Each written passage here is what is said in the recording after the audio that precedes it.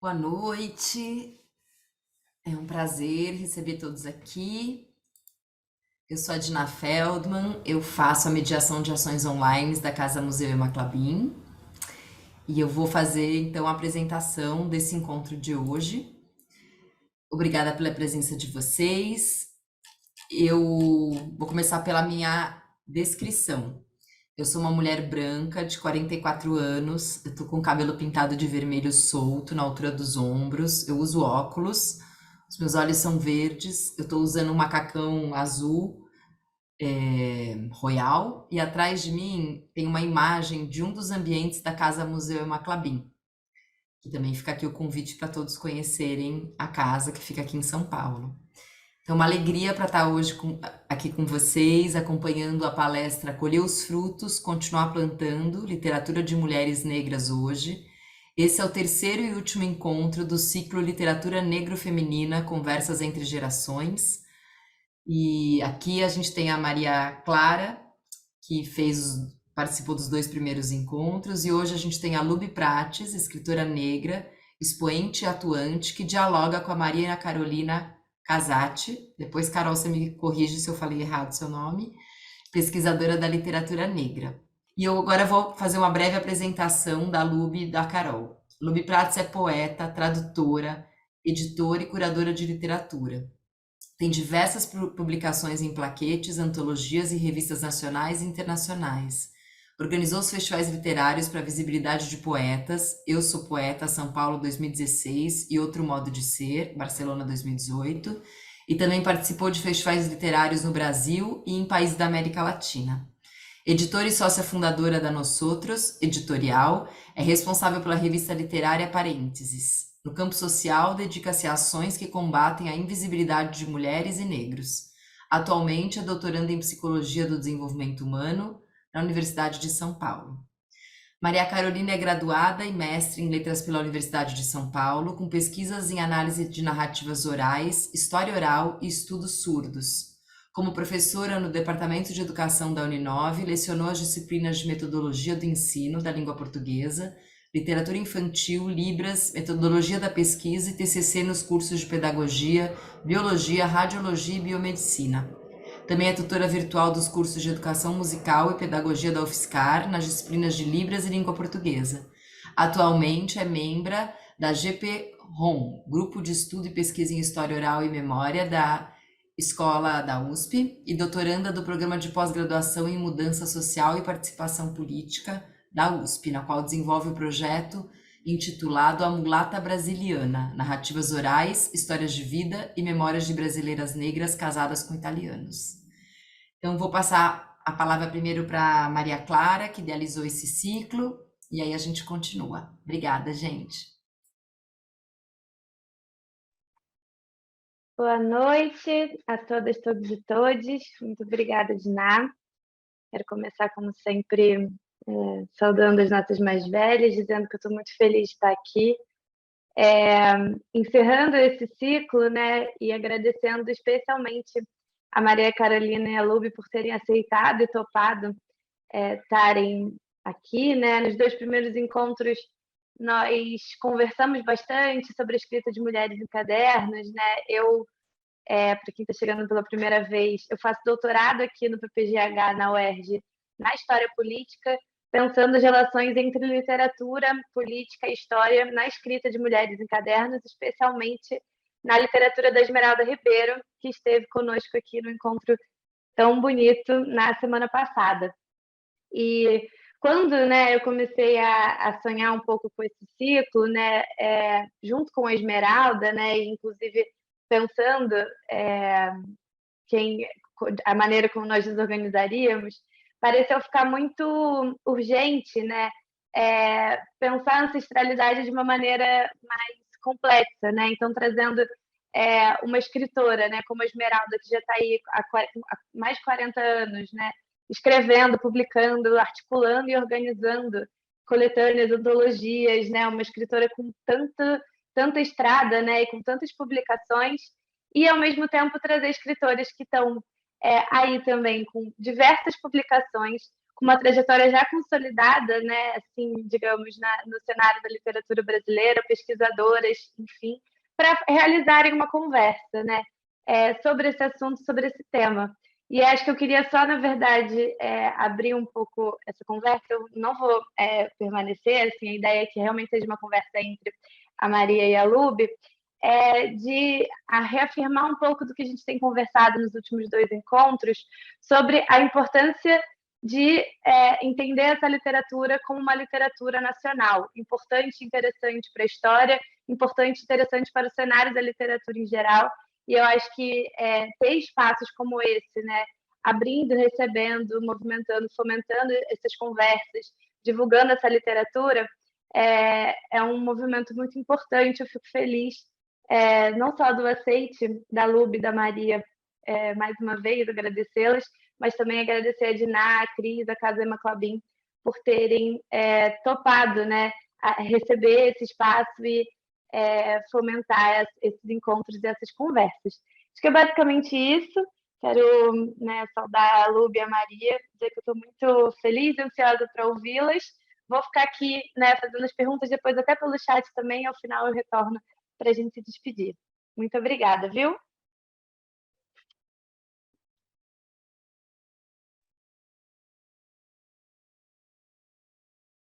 Eu queria agradecer primeiro o convite, né, da Maria Clara e do museu para estar aqui com uma pessoa que eu admiro tanto, que é a Maria Carolina, né?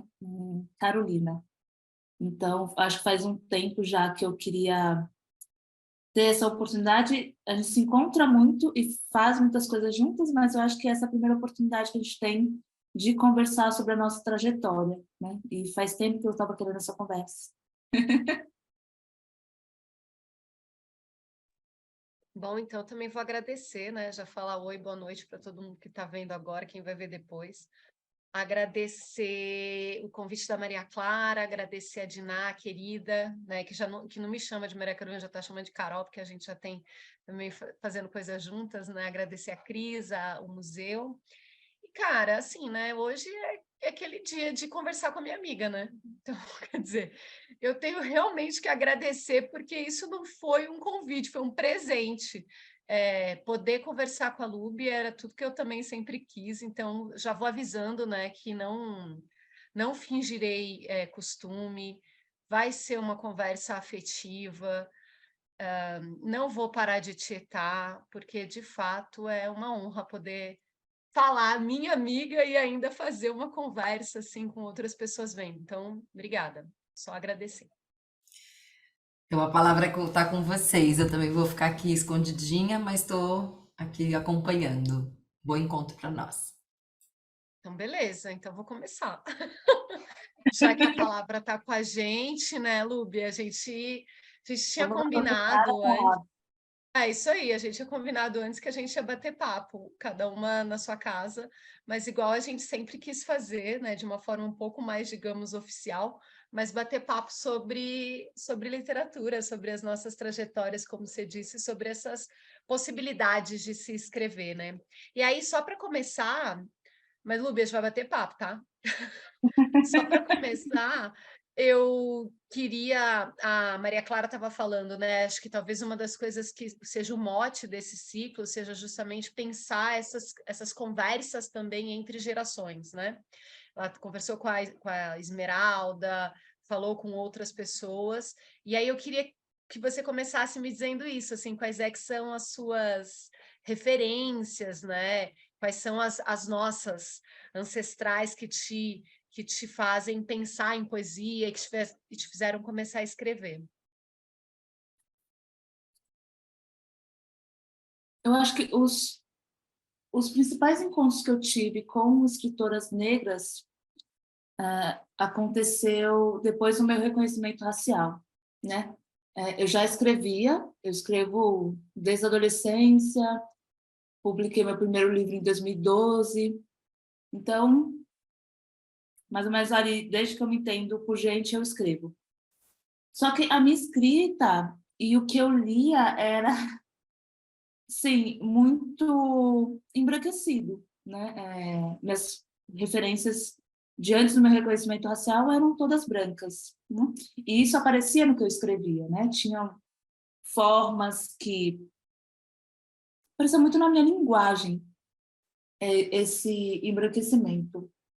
E aí, quando eu passei pelo meu reconhecimento racial, eu estava muito mergulhada, né, no feminismo, e eu já pensava muito assim, de olhar minha estante e falar assim, nossa, quantos livros de mulher eu tenho aqui, né? Quais são os livros escritos por mulheres que me formaram? Então, quando eu passei pelo meu reconhecimento racial, eu fiz o mesmo exercício. Quantos escritores negros eu tenho aqui? E eram pouquíssimos. E assim, eu acho que eu não tinha nenhum livro de poeta negro, poeta homem ou mulher. E aí eu pensei, eu pensei que era um equívoco meu isso, e assim, sem dúvida, porque eu não era a primeira pessoa negra que estava escrevendo, né? Então, onde estavam essas pessoas que eu não via nas livrarias, que eu não via em evento, que eu não sabia da existência, além da Conceição, mas que eu conhecia mais como por conto e pelos romances, não pela poesia. E aí eu fui fazer uma pesquisa para encontrar essas pessoas. E eu lembro que eu li Esmeralda Ribeiro, eu li a Miriam Alves, mas a Alzira Rufino me tocou muito, né? Eu acho a forma como tão direta que ela escreve, enfim, que ela fala sobre ser uma mulher negra, me tocou muito. E assim, ela é uma das minhas principais referências, assim como a Miriam Alves, a Esmeralda, a Conceição, que são mulheres que participaram dos Cadernos Negros, né? Hoje estava pensando assim como os Cadernos Negros apareceram na minha trajetória. E essas são as minhas principais referências de poetas negras. E aí eu fui conhecendo outras e outros também, né? Outros poetas. E aquela coisa de uma água que nunca para de jorrar, né? Porque quanto mais você conhece, mais aparecem outras pessoas e outras e outras e outras e outras. E aí eu me pergunto por que que a gente não conhece as pessoas? Por que que não são elas que estão nas vitrines principais das livrarias, que estão nas mídias, né? E não tem como não reconhecer que o racismo e o machismo atuam, né? Para a exclusão dos nossos corpos em determinados espaços, e acho que um desses espaços é a literatura, que só reflete o que a gente vive na sociedade, né? Mas essa era a minha primeira pergunta para você também, né? Que escritora negra você leu e que você sente que mudou sua vida? Então, eu vou responder, aí depois eu vou te perguntar uma outra coisa sobre essa coisa do reconhecimento da negritude, porque eu acho que isso faz toda a diferença nessa conversa, né? E como você está dizendo, explica demais também, porque explica essa sua pergunta, por que que a gente não encontra essas coisas antes? Por que que a gente não se depara com essas obras, né? Com essas pessoas que, na verdade, além de tudo, são intelectuais, né? Também, que estão produzindo conhecimento. Por que que a gente não encontra elas? Mas eu já volto nisso, eu vou te responder. Minha conversa, digamos, com uma escritora negra, ela começou faz muito tempo, quando eu era pequena, assim, que a minha mãe falou de Carolina Maria de Jesus. Só que eu não tinha acesso ao livro, sabe assim? Eu sempre li muito, mas é aquela coisa que você está dizendo, eu sempre lia muito o cânone, né, o que era considerado o cânone, e aí eu não tinha lá muito acesso. Eu sabia que tinha essa mulher, que ela era muito importante, e como eu fazia diários, então também eu me interessava por, ela escreve diários também, ela era, né, favelada, mas publicou tal. Então eu tinha uma certa né? Uau, preciso ler mais sobre essa mulher. Mas o meu contato maior, assim, começou, por incrível que pareça, na faculdade, né? Foi um milagre, assim, porque eu só tive essa autora negra numa disciplina que chamava Literatura e Diferença, porque eu fiz letras, né, na USP, igual você também está na USP. Eu fiz letras e a letras tinha... Eu fiz português e inglês, então a gente lia de verdade o que é considerado cânone, né? Então, homens brancos norte-americanos ou europeus, ou mulheres brancas norte-americanas ou europeias, Shakespeare, sabe assim, essas coisas. E aí tinha essa disciplina que era tudo que era fora do cânone, né? Tudo que era, digamos, mais interessante em alguns pontos. E aí nessa disciplina a gente foi ler O Olho Mais Azul, da Toni Morrison. E eu fiquei assim, foi um arrebatamento aquele livro para mim. Eu tinha acabado de entrar na faculdade, eu era uma garotinha ainda, e já vivendo várias questões, eu nunca passei por esse momento de me reconhecer negra. Eu sempre soube e sempre tive muitos eventos nos quais a sociedade me mostrava de fato que eu não era branca. Mas e aí eu estava nesse momento de, né, pensar essas questões de outra forma, entrar na universidade, disciplinas de humanas, não sei o quê, e dei de cara com o Olho Mais Azul. E esse livro mudou minha vida, assim, por várias razões, por pensar, nossa, essa mulher escreveu isso desse jeito e ganhou um Nobel. E tem mais gente que escreve igual você. Cadê essas outras pessoas? Cadê essas pessoas que ela cita, né? Que depois eu comecei a procurar sobre ela. Cadê as pessoas que ela publicou? Cadê outras mulheres que podem escrever sobre essas questões? Então, ainda é meu livro preferido da vida, justamente porque eu acho que foi isso, ele me fez olhar para outras coisas assim e me interessar cada vez mais por literatura produzida por mulheres pretas.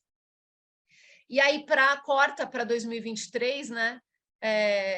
Nada é por acaso, e a gente, se de verdade a gente está nessas espirais do tempo, aí estou lá fazendo a disciplina da Dona Conceição Evaristo e descubro também que um dos livros preferidos da vida dela é O Olho Mais Azul.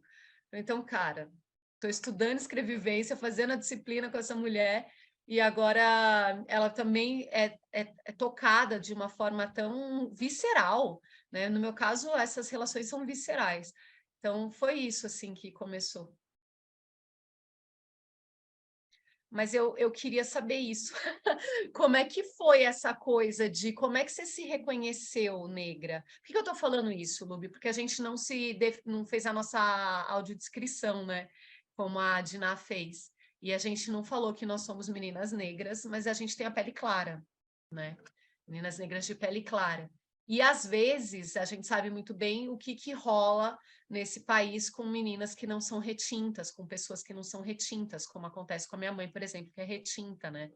Mas a gente também sabe, como a gente está conversando, que branca a gente não é, né? Alguma coisa acontece ali que a gente passa por eventos e situações que vão mostrando para a gente que branca a gente também não é. Como eu disse, eu nunca passei por esse processo de reconhecimento, porque desde pequena, desde que eu nasci, por conta da minha família, de onde eu moro, das coisas que eu vivi, todo mundo ia apontando o meu dedo e confirmando que de verdade eu não sou uma menina branca. Mas eu queria muito ouvir você falar sobre como foi esse seu processo, porque eu tenho cada vez mais tido contato com mulheres, com entrevistadas, inclusive, para o meu doutorado, e outras mulheres que vêm conversar comigo, que falam isso para mim, olha, eu não sei que cor que eu sou, mas eu sei que eu não sou branca. E aí elas passam por quase né, vou botar entre muitas aspas, um chá de revelação da cor, naquele momento em que a gente começa a conversar e vai vendo como é que foi a infância, como é que as coisas aconteceram. Então, eu queria te ouvir falar sobre isso. Eu acho que sempre houveram situações em que eu era... Sempre houveram situações em que era pautado o racismo, mas eu não entendia, né? Eu sou filha de um homem afro-indígena e de uma mulher negra da pele clara. E aí a gente não conversava sobre raça em casa, mas tinha uma questão que eu sou a caçula de 3 filhas e eu sou a que tem a pele mais clara.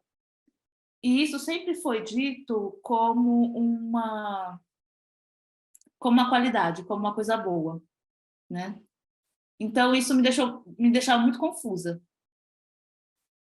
Enfim, fui crescendo, sentia que tinha alguma coisa estranha, mas não sabia o que era. Então, eu imaginava que era uma questão de classe. Até mesmo quando eu passei a circular no meio literário, eu sentia que tinha alguma coisa muito estranha, né? Os meus colegas eram todos brancos. Naquele momento, todos tinham mais reconhecimento literário do que eu, independente do gênero literário deles. Então, sempre tinha uma coisa estranha, sempre tinha um incômodo que eu não sabia o que era. Eu achava que era uma questão de classe, porque todos eram da classe média, E aí, eu, já com esse incômodo, né, já me reconhecendo como feminista, eu fui morar em Curitiba. E aí, isso foi um marco. Eu mudei porque eu fui trabalhar, e eu vi coisas não relacionadas a mim, que me fez falar assim: se estão falando isso sobre aquela pessoa, eu acho que possivelmente pensam a mesma coisa a meu respeito, porque eu sou parecida com aquela pessoa. E aí tinha isso, assim, né?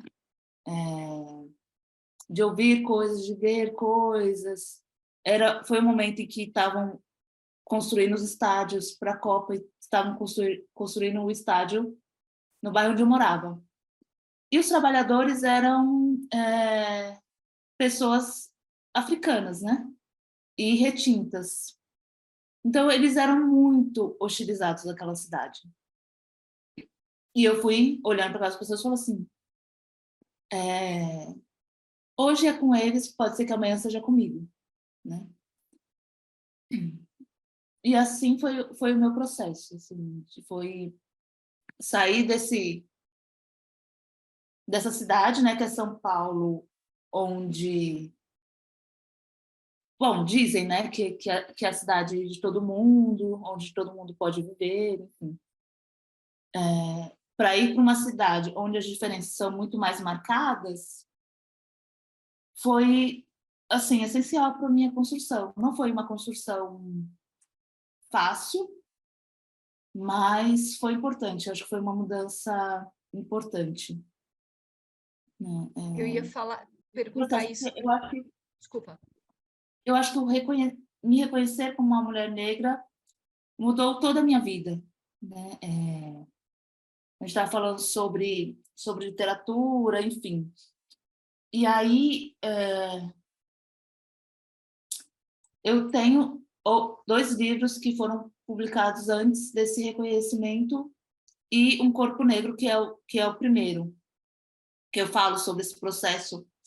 E eu me reconheço muito no Corpo Negro, por linguagem, estética da minha poesia, e não tanto nos outros livros, né? Então, eu acho que demorou para eu ter esse reconhecimento, mas é uma certeza que foi muito necessária na minha vida, que é muito necessária, né? Que foi um degrau para conseguir construir as coisas que eu faço hoje. Não, e era isso que eu ia te perguntar.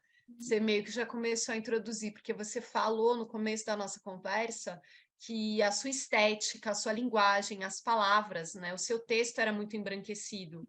E aí eu queria saber isso, mas você me disse, né, que é num Corpo Negro. Que horas que dá essa mudança, né? Que obra que dá essa mudança de chave? E o que você percebe que você além de um título que é Um Corpo Negro, né? Mas assim, que outros elementos que você acha que começaram a empretecer seu texto, assim?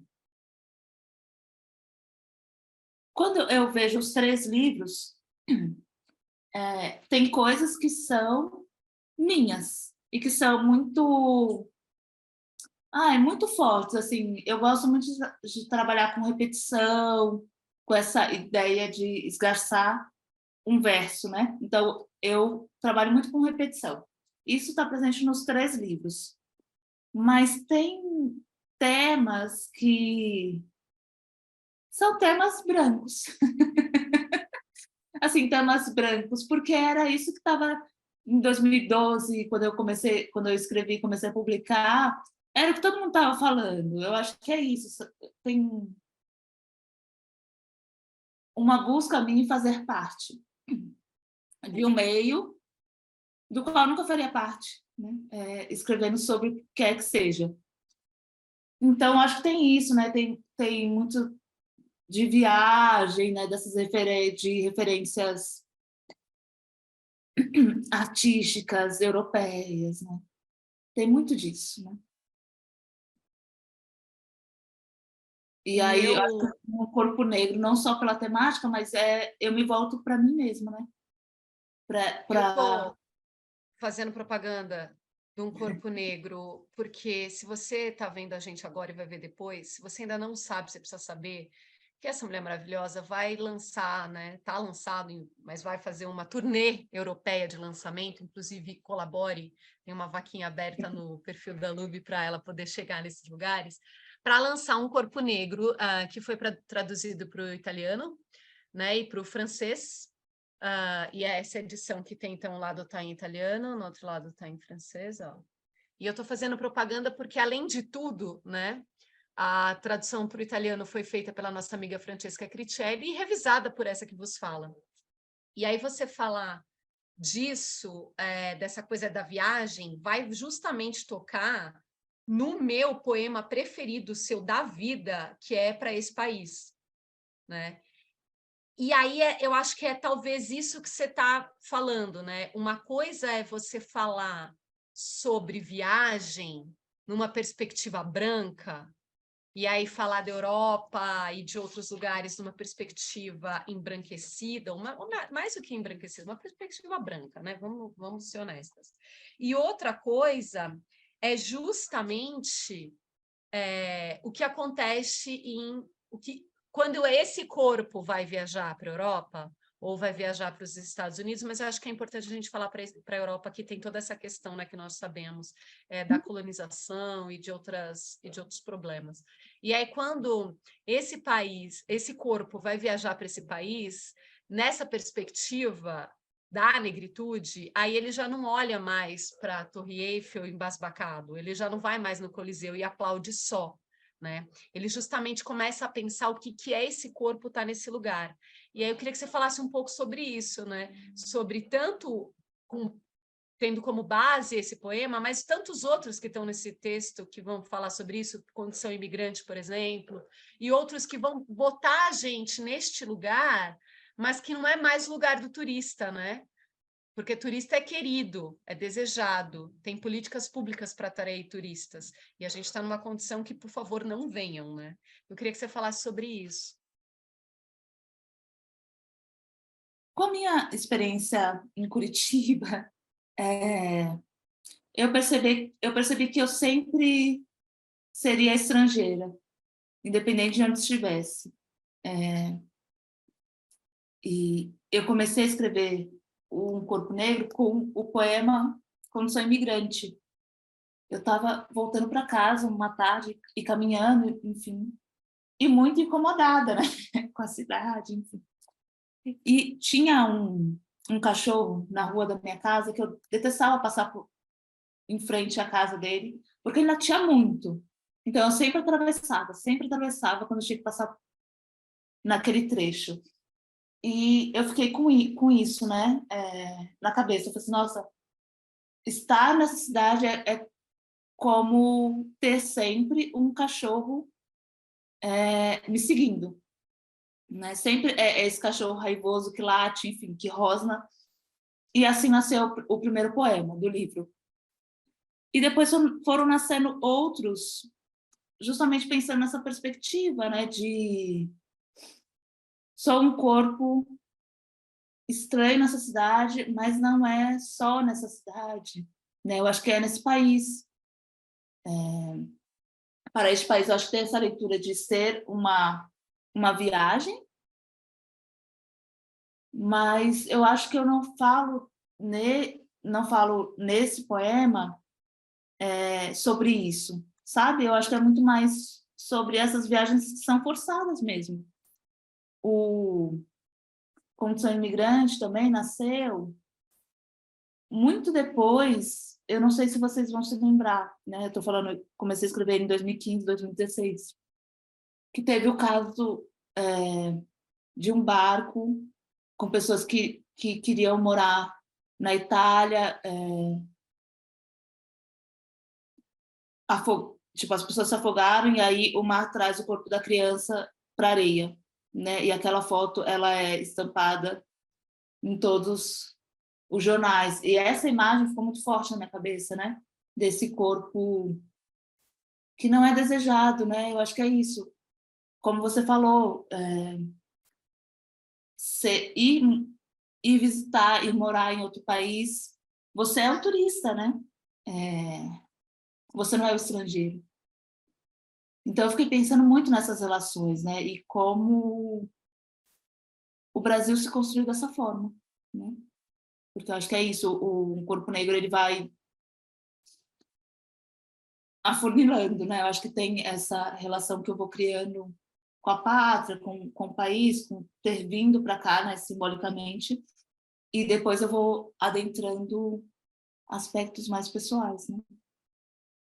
Eu acho que uma das coisas que talvez seja tão marcante nesse livro, e talvez nesses, como você disse, que vai afunilando ou vai deixando vai do macro para cada vez a experiência mais micro, mais pessoal, é justamente essas metáforas que você constrói, né? Então, quando você lê a primeira vez para este país, por exemplo, realmente a impressão que você tem então ela está falando de alguém que vai viajar, né? E aí você começa a perceber que esse deslocamento, essa ida para este país, também mais uma vez, a República de Curitiba, é São Paulo, é outros lugares, e também é Europa, né? Esse evento, logo que aconteceu, em 2013, eu fui para a Itália por conta de questões de trabalho, não sei o quê, e a gente foi fazer uma conversa com a prefeita da época, que era a prefeita de Lampedusa, que é justamente essa cidade que os barcos chegam. E ela, em 2013, 2014, ela já falava, gente, essa situação é uma situação muito complicada, porque a cidade é essa aqui, né? A Itália não me dá possibilidades de acolher esses imigrantes, por mais que eu tente acolher quem eu consiga. A Europa não está nem aí para Lampedusa, para Sicília, porque na Sicília não é nem Itália, quem dirá Europa. E a gente está vivendo uma crise seríssima e a gente precisa falar sobre isso. E as coisas foram acontecendo. E aí uma das soluções que a Itália trouxe foi justamente os decretos do Salvini para proibir, inclusive, que as pessoas fossem resgatadas, para esperar de fato que as pessoas afundassem. E esse decreto, né, que até agora não mudou, aliás, está sendo cada vez mais aprimorado, vamos dizer assim, pela Meloni, né? É justamente pensar, isso me marcou demais, assim, porque eu estava lá nesses momentos todos, né? Indo sempre, e sendo este corpo, né? Indesejado, e pensando, é isso, como que a gente é largado para morrer mais uma vez, né? É para isso, não é que eu não quero que você venha visitar a minha casa ou viver aqui, inclusive no nosso próprio país, né? Não é que eu não quero que você venha viver, não é que eu não quero que você exista, eu não quero que você permaneça viva, eu quero de fato te eliminar, né? Eu quero que você morra, não exista mais. E isso ser legislado. Então, é muito cruel. Então, por isso que também eu estou puxando a sardinha para o lado da tradução em italiano, mas eu acho que, para além disso, quando a gente foi pensar nessas questões, a gente também teve que levar em consideração todas essas vivências, tanto com a Itália, da Itália, quanto com a França também, né, com os argelinos e com os outros, que até hoje a gente sabe o que acontece. Então, eu queria te ouvir também falar sobre isso, assim, como é que é isso, lançar nesses lugares o texto, que é um protesto, né, um manifesto, mais do que isso, ser traduzido por uma mulher, ser revisado por uma mulher negra, e ainda assim saber que precisa estar nesses lugares, né? Estava falando sobre esse trânsito, né? Sobre poder ir para lá com frequência, enfim, eu acho que o trânsito nos é permitido porque a gente tem a pele clara, né? E eu acho que isso é importante dizer, né? Eu acho que a gente tem consciência dos espaços que a gente consegue acessar por ter essa vantagem social. Muitas pessoas chamam de privilégio, mas para mim é uma vantagem de ter a pele clara, né? Eu só pude me descobrir uma mulher negra porque eu tenho a pele clara, né? Possivelmente se eu fosse uma mulher retinta, isso teria sido marcado na minha existência desde do nascimento. Bom, todos os meus tradutores são pessoas brancas, né? Eu acho que é isso. Começou com um corpo negro em 2018, tá aqui. Em seguida, veio esse daqui, um corpo negro, que é bilíngue espanhol e inglês. E ele aconteceu porque eu fui participar de um festival na Argentina, e aí foi primeiro no Uruguai, depois na Argentina, mas tinham os mesmos poetas circulando. E aí eu conheci um poeta que se interessou muito pelos poemas, e ele tinha uma editora e falou assim, podemos publicar. Eu traduzo do espanhol, né? Então eu fui fazer a tradução com a tradutora argentina, e nesse meio tempo um tradutor norte-americano leu os meus poemas e falou assim, eu vou traduzir. Eu estou traduzindo poetas brasileiros, quero muito traduzir o seu livro. Eu falei assim, ótimo, obrigada. E aí ele traduziu e a gente fez essa edição bilíngue. Daí depois veio essa edição francesa. E aconteceu a mesma coisa. A tradutora, ela leu os poemas numa revista e foi aquelas coisas por acaso. Uma poeta espanhola me indicou para uma revista catalã que fazia algumas edições. E aí eles me convidaram para fazer uma edição com poetas negras brasileiras. E aí eu organizei e eles fizeram a tradução para o catalão. E essa tradutora leu os poemas e falou assim, Nubi, eu quero traduzir. E ela traduziu para o francês. E eu acho que, né, aqui no Corpo Negro ela traduziu para o... Não, ela traduziu para o francês, é porque tem a tradução do catalão do Juan. E aí foi assim, daí eu descobri uma editora que é francesa, que morava no Brasil, e ela falou assim, eu quero publicar então. Daí veio a versão croata, que foi por meio da Francesca. Ela organizou uma antologia de poetas brasileiros para essa editora croata, e a editora gostou dos meus poemas e falou assim, quero traduzir. E traduziu e publicou. Depois disso veio essa edição argentina, que é bilíngue, português e espanhol, e que é toda artesanal. Então essa é o meu xodó. Enfim, capinha linda. E veio também porque os editores conheceram o meu trabalho. Não sei como, eles entraram... foi uma poeta brasileira que mora na Argentina que falou a meu respeito para eles, e eles quiseram também traduzir e publicar. E, por último, veio essa edição maravilhosa, bilíngue francês e italiano,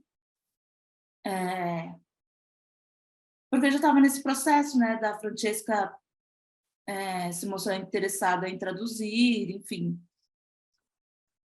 E é uma versão para uma editora suíça, né? Na Suíça tem a parte que se fala francês, tem a parte que se fala italiano. Então, por isso essa proposta de um livro bilíngue.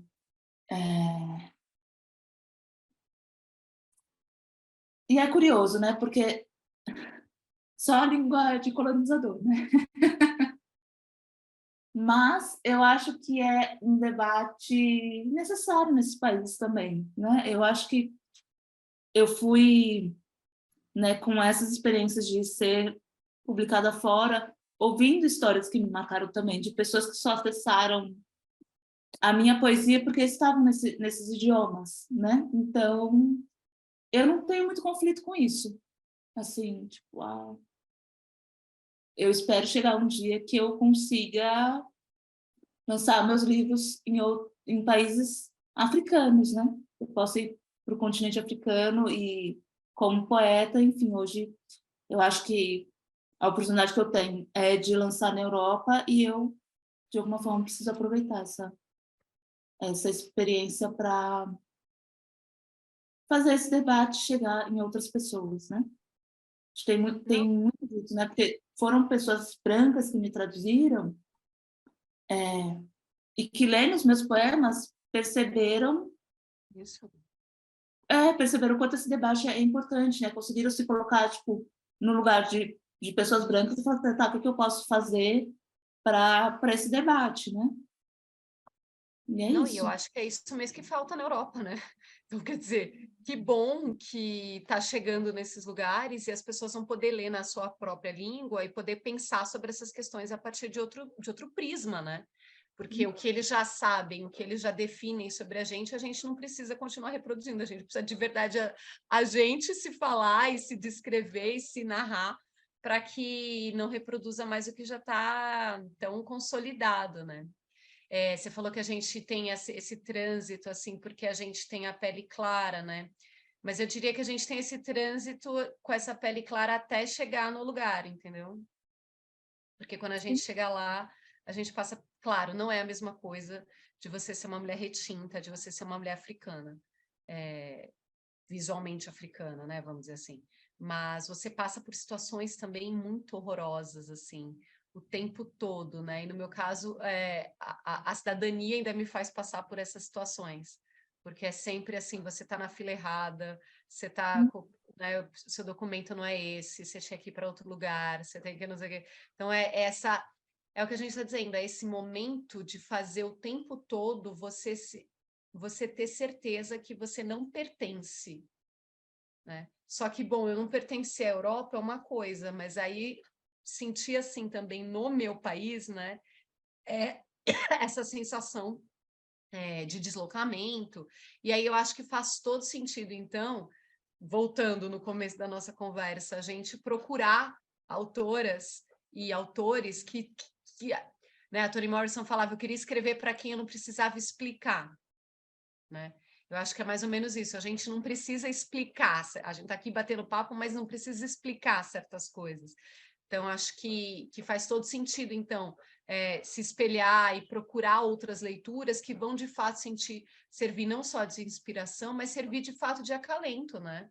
É isso mesmo, dá para pensar sobre essas questões. Eu ia deixar as perguntas para depois, Lubi, só que tem só para a gente não esquecer, no chat a Lorena está pedindo para você ler um dos seus poemas preferidos e dizer por que é seu preferido. Eu acho que a gente podia fazer isso, já que a gente está com um corpo negro na mão. Mas se não for de um corpo negro, pode ser de outro também. Não, acho que eu posso ler esses 2 poemas que nós mencionamos para as pessoas também Bora. Já, de conhecerem. quebra, Lorena, a gente vai ler o meu preferido também. Eu vou começar com Condição Imigrante. Condição Imigrante. 1. Desde que cheguei, um cão me segue. E mesmo que haja quilômetros, mesmo que haja obstáculos entre nós, sinto seu hálito quente no meu pescoço. Desde que cheguei, um cão me segue e não me deixa frequentar os lugares badalados. Não me deixa usar um dialeto diferente do que há aqui. Guardei minhas gírias no fundo da mala, ele rosna. Desde que cheguei, um cão me segue. E esse cão eu apelidei de imigração. 2. Um país que te rosna, uma cidade que te rosna, ruas que te rosnam, como um cão selvagem. Esqueça aquela ideia infantil, aquela lembrança infantil de sua mão afagando um cão, de sua mão afagando o seu próprio cão. Ficou em outro país. Ironicamente, porque a raiva lá não é controlada. Aqui tampouco. Um país que te rosna, uma cidade que te rosna, ruas que te rosnam, como um cão selvagem.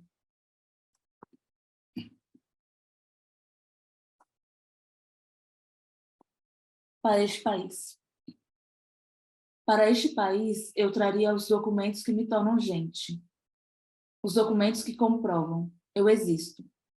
Parece bobagem, mas aqui eu ainda não tenho essa certeza. Existo. Para este país, eu traria meu diploma, os livros que eu li, minha caixa de fotografias, meus aparelhos eletrônicos, minhas melhores calcinhas.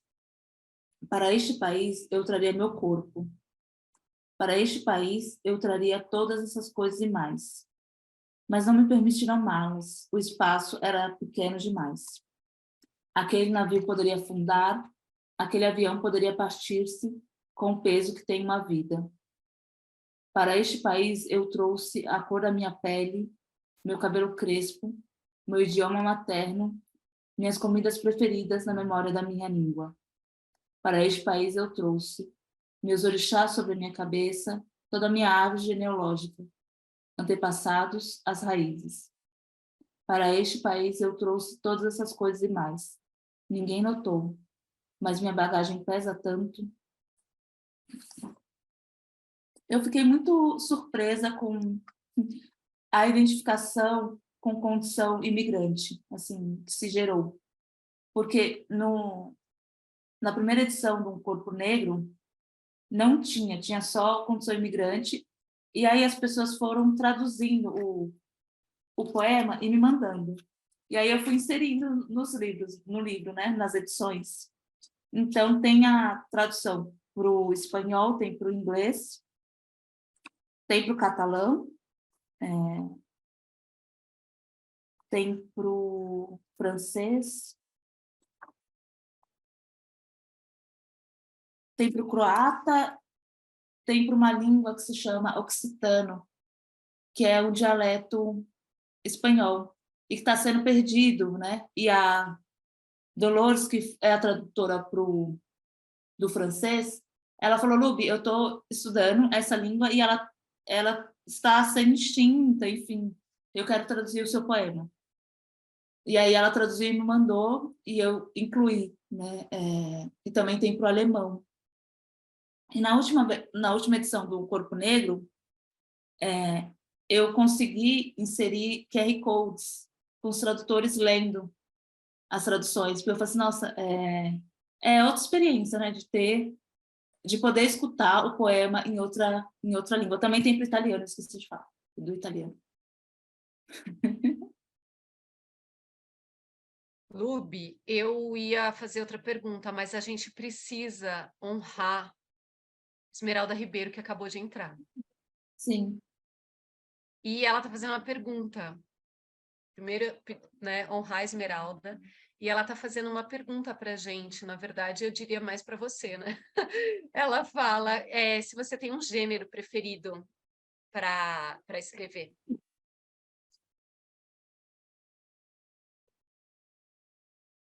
Eu não tenho, e eu acho que é muito recente que eu não tenha, assim. Eu comecei a escrever contos e prosa, depois eu passei para poesia, e depois que meu filho nasceu, tem 1 ano e meio que isso aconteceu, eu tenho revisitado muitas memórias minhas.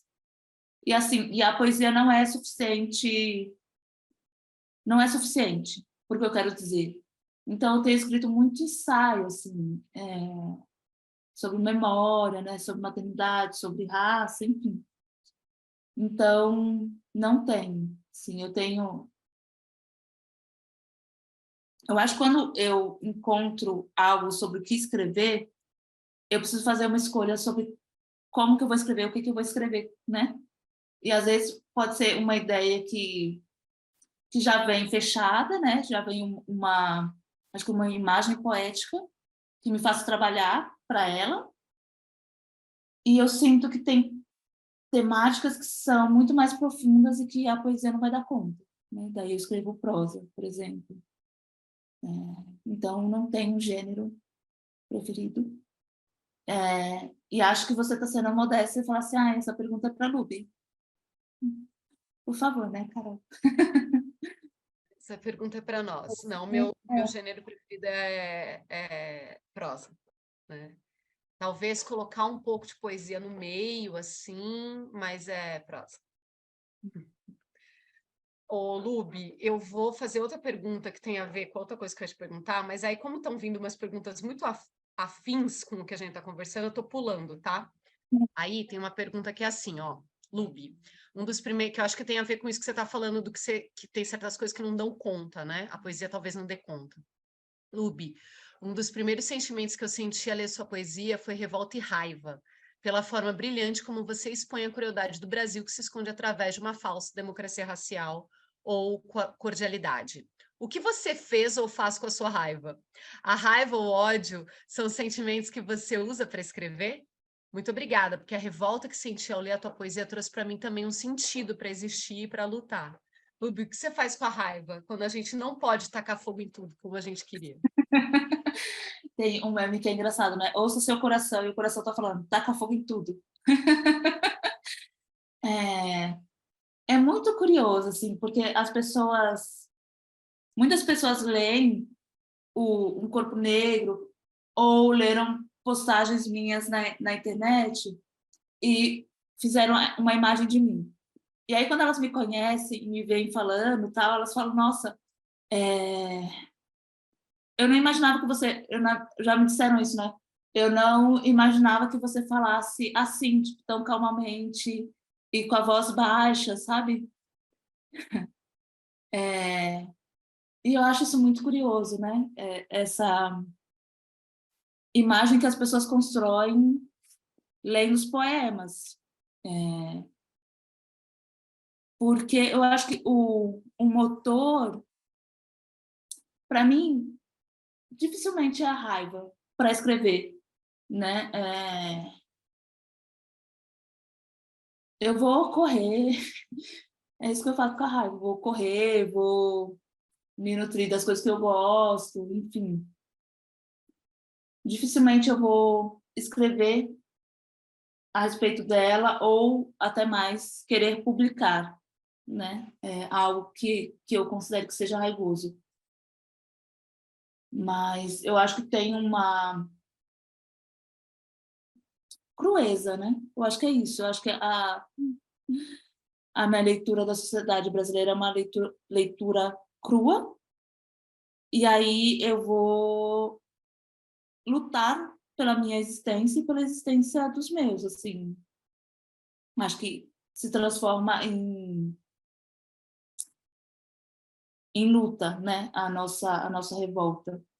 E eu fico pensando muito, não só na minha literatura, mas na literatura de outros poetas negros, né? Que eu percebo um movimento inicial, assim, de enxergar essa crueza e gritar, né? Tipo, acho que tem esse livro que é O Grito, e depois a gente vai vendo como esse grito ele vai sendo trabalhado de outras formas, né? O nosso confrontamento com a sociedade. E eu acho que tem isso também, né? Acho que tem um grito e depois a gente vai percebendo, tipo, aqui não vale a pena gritar, aqui eu vou falar de outra forma, né? Percebo isso na minha literatura, percebo na de outros poetas também, assim. Esse movimento inicial de falar, olha, tá aqui. e depois a gente fala, o que eu faço com isso? Uhum, uhum. Eu acho que talvez é isso mesmo. Acho que tem um momento, ou alguns momentos em que a gente precise de fato tacar fogo em tudo com as palavras, né? Já que não é possível fazer Que é literalmente. urgente, né? Que é urgente, é isso. Que nesse momento não há outra coisa. Mas eu acho que a gente também precisa mostrar que a gente fala sobre outras questões, né? Que não são só essas e que também nos movem da mesma maneira, que dá para a gente falar. Eu sempre cito a frase da Saidiya Rahman, que diz que quando ela chegou, né, lá em Gana, ela foi procurar certas coisas e o que ela encontrou foi sangue, fezes e pele, né? Sobre a escravização. Eu acho que, de fato, a gente pode falar e deve falar sobre sangue, fezes e pele, só que a gente também pode falar sobre gozo, né? Sobre riso, sobre mulheres e homens pretos que gozam e que se amam e que dão risada e que falam de coisas banais da vida, né? Que, por assim dizer. Estou pensando nisso porque tem uma outra poeta maravilhosa que está aqui, que é o Luá, que eu não sei se vocês se conhecem. E a Luá tem esse livro que vai falar sobre maternidade sem ter sido mãe, e um dos meus poemas preferidos do livro dela é justamente um que ela vai falar sobre para minha caixa de cores, né? E de uma forma muito sobre lápis de cor, e de uma forma muito lúdica, quase, muito leve. No final das contas, a gente começa a ver o que ela está discutindo ali de fato, né? Que ela está falando sobre racismo, mas não necessariamente tacando fogo nas coisas. Então, acho que é isso. Como que a gente também vai trabalhando ao longo da nossa obra e da nossa existência para levantar bandeiras explicitamente em alguns momentos, em outros momentos é o que você disse, não vale nem a pena gastar fósforo com isso, né? Uma pergunta que eu ia te fazer já vai junto com uma pergunta que está no chat também. A Eu gente está acho aqui que, também... Fala, fazendo desculpa. não é à toa que depois de Um Corpo Negro eu lancei uma plaquete que se chama Permanece, que é sobre amor entre pessoas negras, né? É isso. Pronto, porque a gente também ama, a gente também goza, ué. Ou deveria Exato. poder amar e gozar, né? Sim, sim. E aí pensar o amor como uma questão política também, né? Como Bell Hooks nos ensina. Exatamente, eu acho que é isso, né? Talvez lançar uma plaquete que fale sobre o amor também é um ato mais do que político, né? Também é causar incêndios, pequenos incêndios em Sim. todo lugar. Aliás, se não assistiram a série, né, assistam, que é muito maravilhosa também. Aí a minha outra pergunta já estava junto com uma pergunta aqui do chat. A gente também, nesse ciclo, está falando sobre, né, a importância dos cadernos negros. E eu sei que você também publicou um texto no Cadernos Negros, então eu queria que você falasse um pouco sobre essa obra e sobre a sua publicação, atrelada à pergunta da Benedita, que é o seguinte: Luby Prates e Maria Carolina, você viu que ela pegou, né? Maria Carolina. Ser escritora internacional em um país que não valoriza a leitura, a escrita e o conhecimento e a nossa negritude, também é um projeto? Você acha que como que a gente é tratado aqui também é esse projeto de aniquilamento? Eu queria que você falasse tanto dessas questões e o que o Caderno Negros faz nesse momento ou desde que surgiu, né? Eu sempre me surpreendeu essas publicações em outros países, porque é como se ou pessoas de fora dessem mais valor porque eu escrevo e porque eu debato do que as pessoas brasileiras. E não só, tipo, as pessoas brasileiras, estou falando tanto de leitores quanto de pessoas do meio literário, tipo, editoras, tradutores, enfim, curadores, né? Enfim, essa pergunta dá muito caldo dá muito caldo para manga e é muito delicada, né? Porque quando a gente pergunta, né? Quando a gente vê uma antologia de poesia, vamos supor, poesia brasileira contemporânea, lá tem 30 pessoas, 3 pessoas negras. E aí a gente fala, nossa, mas por que 3 pessoas negras apenas, né? Sendo que tem fulano, fulano, fulana.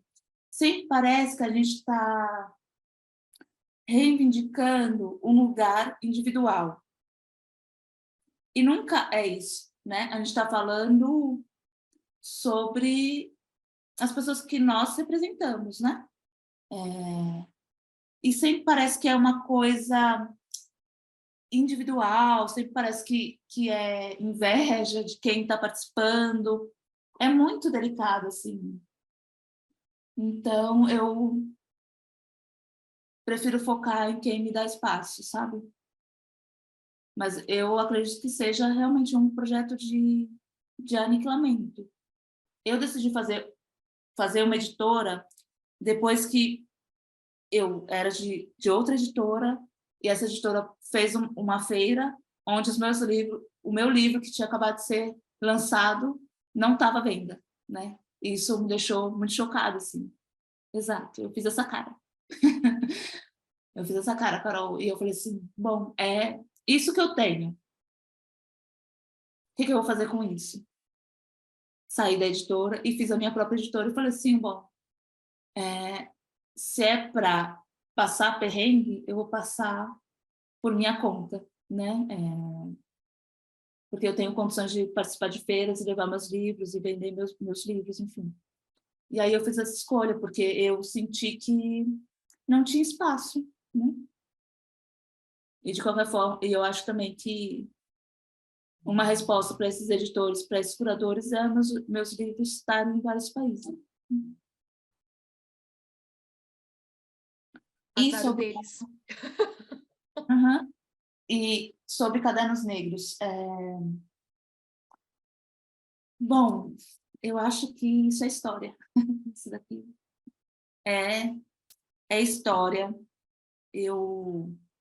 Quando eu soube, eu fiquei muito emocionada de saber que tinha uma publicação para pessoas negras, né? E que tinha já tantas edições, né? Eu acho que quando eu soube, estava na 38, 37, por aí. Eu participei do volume 43, né? De poesia. E é isso, é uma publicação que tem mais idade do que eu tenho, né? E dá para pensar tantas coisas, né? O tempo que as pessoas estão publicando, então se organizaram para fazer uma publicação de pessoas negras, o quanto isso falar vanguarda até é um termo embranquecido, assim, né? Mas eu acho que pensar, putz, o quanto foi visionário, né? Essa publicação e o quanto ela fez com que eu estivesse aqui, né? Eu soubesse que eu posso. A Miriam Alves, enfim, é uma grande referência para mim. E uma vez ela me presenteou com esse livro, o primeiro livro dela, né? Momentos de Busca. E ela escreveu assim, na dedicatória: para Lube, nosso passado continua em você. E é isso, né? Eu existo como poeta porque essas mulheres existiram e foram abrindo os caminhos, né, de publicação. E o Cadernos Negros é uma publicação coletiva, né? Eu acho que isso diz muito sobre a forma como a gente escolhe estar no mundo, né? E com quem a gente escolhe estar no mundo. Eu acho que é muito importante a gente reforçar isso, Lubi. Você já tinha falado um pouco, respondendo a essa pergunta da Benedita, mas a gente acho que falou disso também no começo. Não é que a Lubi quer aparecer, né? Porque aí fica aparecendo assim, mas a Maria Carolina está ressentida porque ela não foi escolhida para tal coisa.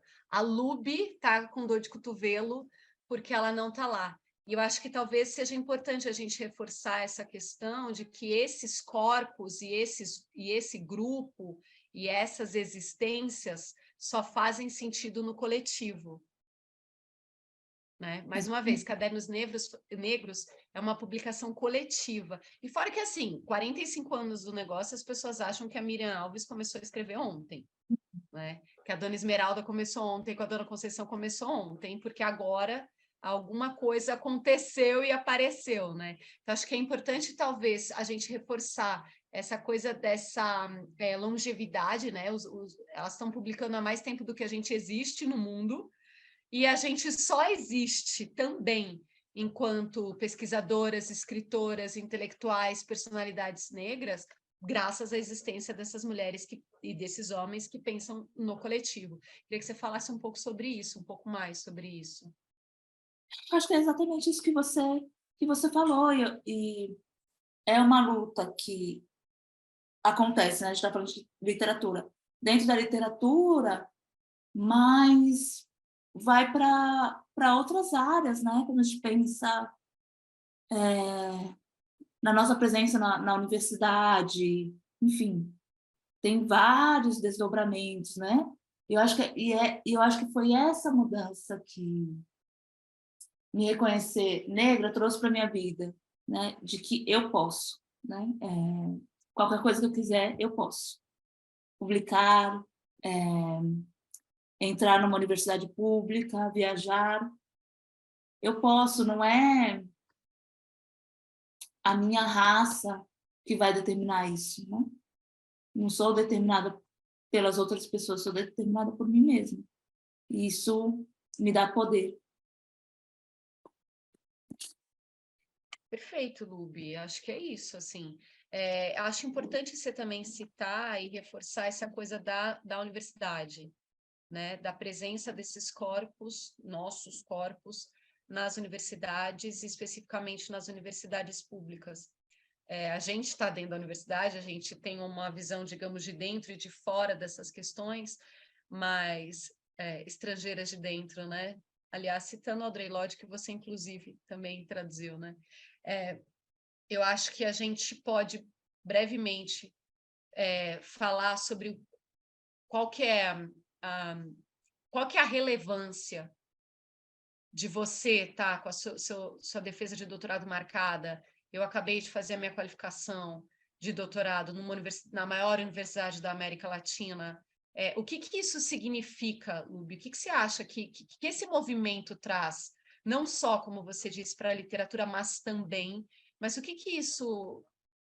Qual que é o rolê que agora a gente está conseguindo entrar? Nossa, eu lembro que quando eu estava na faculdade, e eu fiz uma faculdade privada, eu queria muito ser mestre, eu queria muito fazer mestrado, doutorado, né?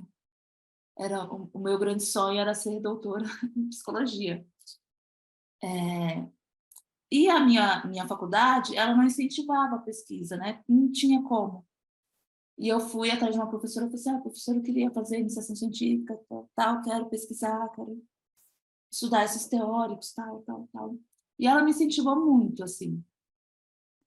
Mas foi conhecendo eu terminei a graduação, tal, conheci uma escritora negra que também era psicóloga e que era professora numa universidade pública. E aí ela falou assim, por que você não tenta ser ouvinte? Entra como ouvinte, tal. Daí ela me deu essa dica, eu falei assim, beleza, eu vou tentar. E aí eu consegui entrar assim, me matriculei em 2 disciplinas. Uma com um professor negro, que é o único professor negro do Instituto de Psicologia da USP. Sim. E é um número muito, muito, muito, muito pequeno, né? E entrei também numa disciplina com o professor que seria meu orientador, né? Ambas discutiam a diferença. E eu lembro, como se fosse hoje, um dia que eu saí da aula com o meu orientador, ele não era meu orientador ainda, eu estava como ouvinte, eu saí e fui comprar um café. E eu estava indo comprar o café e eu sou parada por uma pessoa que fala, moça. E aí eu parei, falei, oi.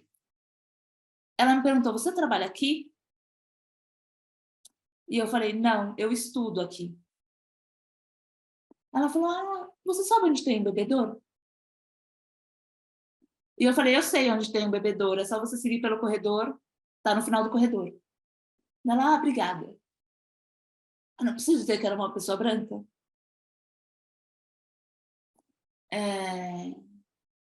E isso me marcou muito, assim. Porque eu falei assim, é isso que eu vou passar se eu entrar. Eu estou disposta a passar por isso? Eu olhava assim, e tinham pouquíssimas pessoas na pós-graduação, pouquíssimas pessoas negras na pós-graduação. Eu lembro dessa turma que eu participava, de um rapaz, né, de 10, eu e mais um. E aí eu falei, eu quero, assim, não por achar que seja necessário, sabe? Eu acho que primeiro vem um desejo e depois vem a responsabilidade, né? A responsabilidade que tá implicada nisso. Mas eu falei assim, "Putz, eu quero estudar aqui."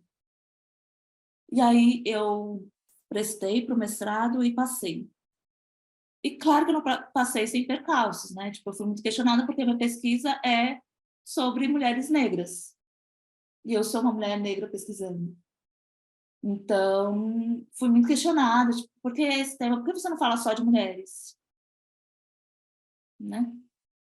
Por que mulheres negras? E é exaustivo ter que explicar várias vezes o porquê da minha escolha. Mas, assim, isso foi em 2018, e de 2018 para 2023, eu percebo muita diferença. Os meus colegas, né, de supervisão com meu orientador, tem mais pessoas negras, antes eu era a única. Nos corredores eu percebo mais pessoas negras. Então, eu acho que caminhamos a passos lentos, mas caminhamos, e eu não posso deixar de dizer do impacto que isso tem na nossa saúde mental, né? Eu estou falando de uma pesquisa em psicologia de uma psicóloga negra que não teve durante um período iguais naquela universidade. Assim, não tem professora negra no Instituto de Psicologia. Não tem. Nós temos um homem negro e um homem indígena. Não temos mulheres. E eu acho que isso é muito sério, né? Porque hoje eu consegui compor a minha banca só com mulheres negras, então, e pesquisa de mulheres negras, então a pesquisa é sobre nós, né? E eu acho que acaba sendo uma exceção, né? Uma banca assim. Ainda é uma exceção na psicologia, a gente falar da Isildinha, que defendeu o doutorado dela, né, sobre as significações do corpo negro, que foi lançado como livro em 2021, há 30 anos atrás, né? E o livro dela só foi lançado depois de 30 anos da defesa, né? Isso diz muito, né? Isso diz muito. Então, acho que tem um impacto. E numa das conversas com o meu orientador, eu falei assim, poxa, gente, eu não tenho professora negra no IP. O que eu estou fazendo? Por que eu estou fazendo esse doutorado? Me diz. Porque, às vezes, parece que a mudança é tão lenta que, às vezes, a gente só consegue enxergar quando a gente olha para trás e não no percurso, né? Não durante o processo. Então, teve momentos que eu me questionei, assim, por que eu estou fazendo doutorado? Né? Para quê? Enfim, acho que a resposta vem, está vindo, né? Eu acho que é importante, porque eu só tenho hoje uma banca e avaliadoras negras para participar da minha defesa, porque um dia elas estiveram lá, né? Olharam para o lado, não tinha ninguém, e elas falaram, putz, preciso continuar, né? Para que mais pessoas venham. E é isso, acho que a gente, de todas as formas, nós somos o sonho dos nossos ancestrais, né? Como a Maya Angelou fala. Nós somos o sonho dos nossos ancestrais. Lindo. a gente está quase se encaminhando para o até breve. No nosso caso, vai ser realmente até breve, porque a gente se fala muito. Morram de inveja. Mas eu espero que seja até breve também com vocês, que vocês sigam a gente para continuar batendo papo. E aí eu queria perguntar para a Maria Clara se ela quer fazer uma pergunta, enquanto eu deixo o chat aberto para as próximas perguntas e questionamentos e sugestões. Porque eu sei que a Maria Clara tem um monte de pergunta para fazer. Adorei, porque eu estava aqui justamente escrevendo, então vou aproveitar já para fazer as minhas duas primeiras. Assim, primeiro, eu quero dizer que foi lindo escutá-las conversando. Eu, na minha pesquisa, enfim, aposto muito na metodologia da conversa como metodologia de pesquisa. Eu acho que tem muita coisa muito bonita que surge disso e foi maravilhoso, assim, não só pela relação que vocês duas já têm, mas pela potente relação que as pesquisas, a escrita, a literatura, né, e os lugares que vocês possuem quando vocês duas se colocam, né, em diálogo. E, na verdade, a minha primeira pergunta é para a Luby, depois eu vou fazer uma para a Luby e para a Carol. Eu tenho outras assim, vamos ver se o pessoal vai falando, para eu também não monopolizar as perguntas. A minha primeira pergunta para a Luby é como a relação entre psicologia e literatura se constrói para você, assim? Pensando, né? Você acabou, acho que essa é uma que tem mais a ver com o que você estava acabando de contar, né? De trazer da sua experiência, enfim. Mas pensando um pouco na sua trajetória, né? Se a maneira como a literatura interfere, influencia na sua trajetória acadêmica, né? Um pouco pensando essa relação. E aí já vou aproveitar, porque talvez a gente possa pensar, não sei o que vocês preferem, na verdade, né? Se vocês preferem que eu faça e a Luby responde, ou se eu já faço as duas perguntas e a gente faz um bloco, não sei. Eu O que vocês prefiro acham? já responder, porque minha Tá, memória é perfeito, curtíssima. perfeito. Eu acho que tem um posicionamento na minha vida, desde que eu me reconheci como uma pessoa negra, que é fazer coisas para pessoas negras. E eu digo isso porque eu tinha anotado para falar, né, sobre isso, que quando eu me reconheci como uma pessoa negra, eu fui traduzir pessoas negras, então eu só traduzo gente preta. Não me venha com gente branca para traduzir, porque eu vou falar não, né? Isso porque eu quero que mais pessoas negras tenham acesso ao que a gente não tem no nosso idioma, né? Porque muito da minha base teórica e até mesmo literária veio de norte-americanos, né? De pessoas negras norte-americanas, e eu acho que faz muita falta, assim, no nosso debate no Brasil, ter essas traduções. Então, eu fiz essa escolha, assim, para minha carreira e também de publicar pessoas negras, né? Eu organizei uma antologia que a Esmeralda faz parte, se chama Nossos Poemas Conjuram e Gritam, que é um verso da Conceição.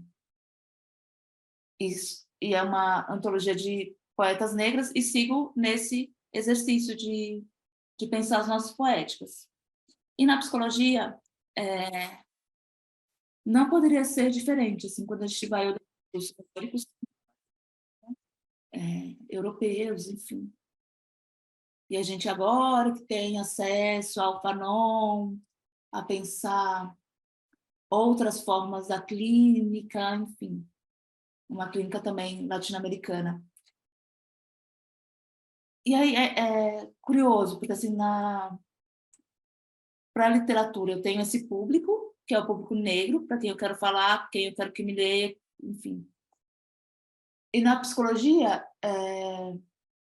eu trabalho com minorias sociais, né, grupos minoritários. Então, em grande parte, eu atendo mulheres negras, trabalhei em grupo com mulheres negras, mas também trabalho com, né, dissidentes sexuais, enfim.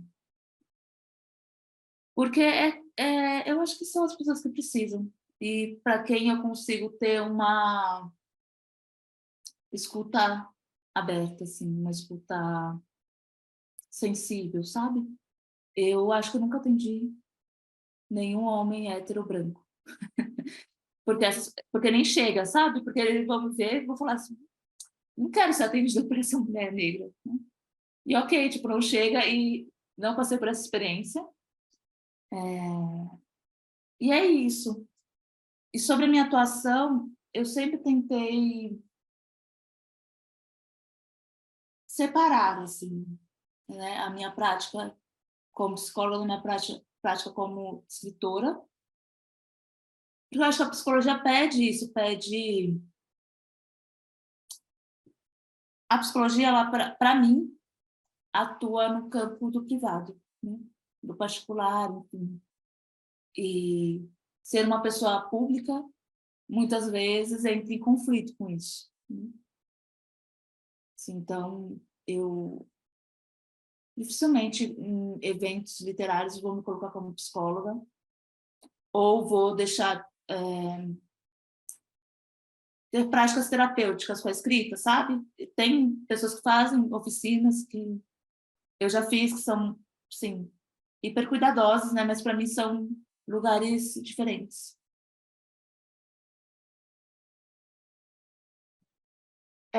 Eu tenho mais uma pergunta. Obrigada, Lubi, mas eu queria fazer um comentário, na verdade, para você, assim, porque eu sou professora de história, né? E professora do ensino público, enfim.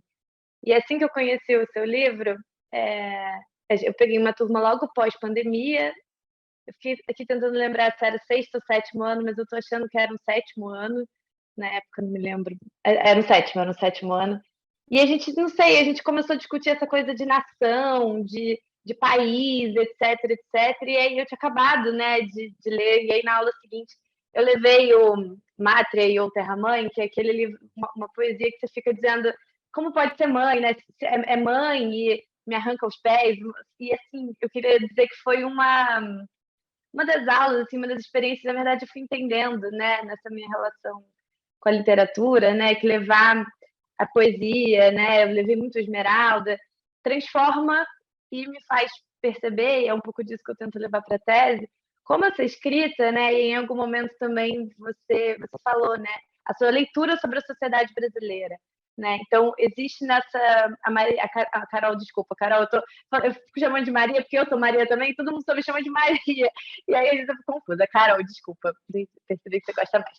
A Carol, ela também falou, né, em algum momento da coisa da intelectual, né, isso, de uma produção intelectual a partir dessa literatura.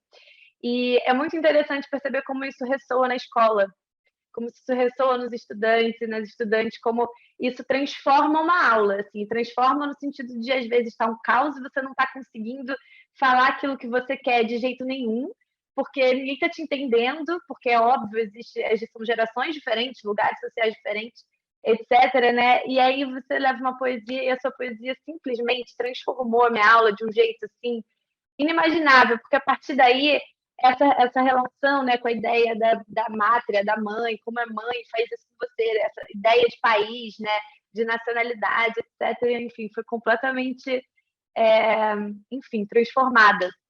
E, e eu acho que, como professora, agradeço pelo trabalho belíssimo de escritores como você, como a Esmeralda, como Conceição, como Miriam Alves, enfim, e tantas outras, ou Lua, que possibilitam que a gente tenha recursos tão maravilhosos na nossa prática pedagógica, assim.